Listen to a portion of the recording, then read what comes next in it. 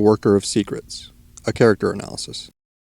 This series will cover the background of various characters in the Infinity Blade universe to gather and organize knowledge of the lore. This video will focus on the Worker of Secrets, a central villain of the overall series who appears in both the books and the games.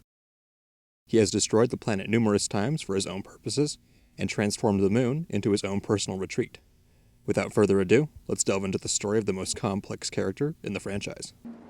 Where can I find the Worker of Secrets? It was once the home of the most vile evil ever to befall this world. He is bound by the blood of the Deathless, sealed by the abominations of his own make, and safeguarded by sentinels of the ruling four.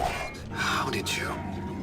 I know a great many things about the Deathless, including how to destabilize the Creature and Company, granting them its own true end. After all, you were the one who imprisoned me here to begin with. No. Is that you? What have I Have you at last come to release me?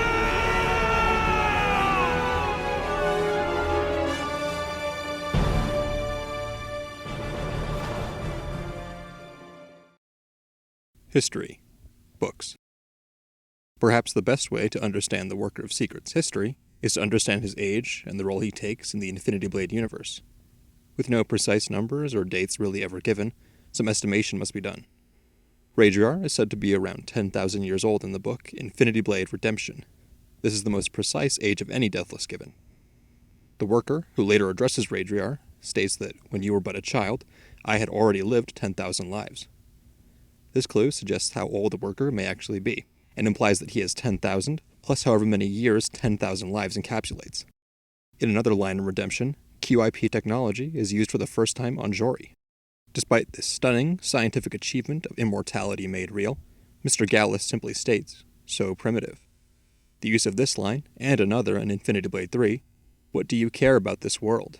We've destroyed it a dozen times before," supplement the fact that the Worker has indeed lived a very long time, and has ruined and destroyed the world multiple times.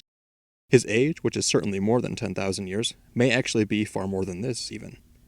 10,000 lifetimes could quite possibly mean 1 million years, assuming 100 years per life, or even billions of years if he means 10,000 buds expended. It is also important to understand who the Worker was before the games took place. Who was the Worker when he wasn't actively destroying worlds and building bases on the moon? Well, it turns out that in one case, he was a CEO by the aforementioned name of Mr. Galleth. His company was publicly attempting to create teleportation technology, and privately working on the Deathless project, which can be assumed to be something that Galleth has done more than once. Once the Deathless project was created, Galleth used it to create more Deathless. One of the first Deathless of this time was Jori, who would later become known as Radriar. For the next many thousands of years, the Deathless ruled over the world and the humans who lived there. Desiring more control over the Deathless, however, the Worker created a weapon called the Infinity Blade to maintain rule over them, a weapon that could kill the unkillable. However, he was eventually usurped by a Deathless warlord called Ausar the Vile.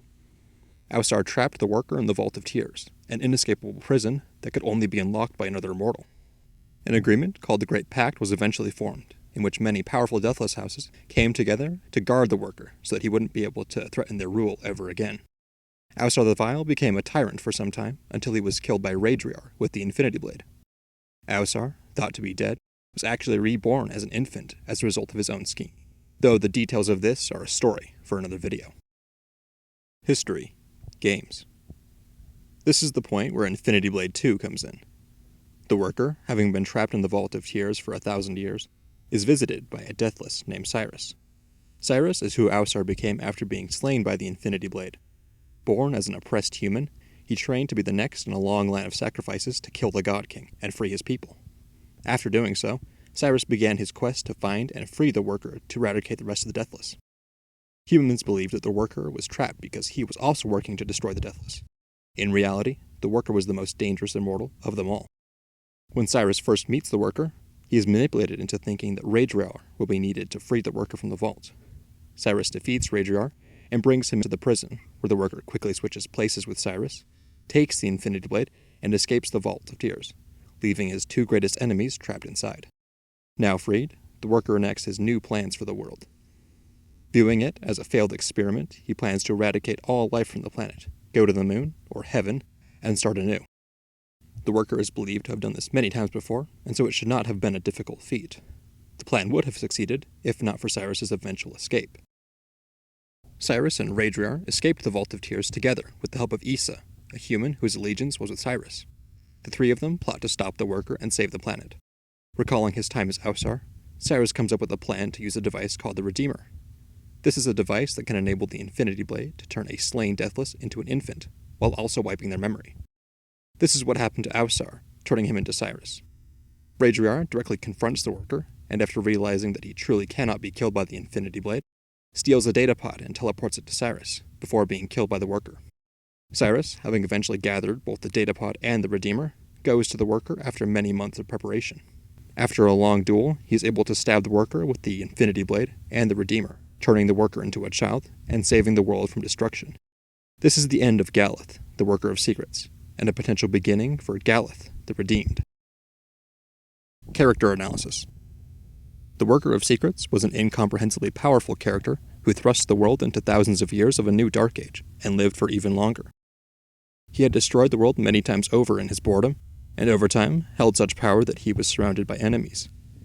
Intellect unmatched, he was only ever conquered by his own inventions in the hands of the one being he could not predict, Ausar. The Worker of Secrets was defeated in spirit, but lives on, just like the threat that he will rise again.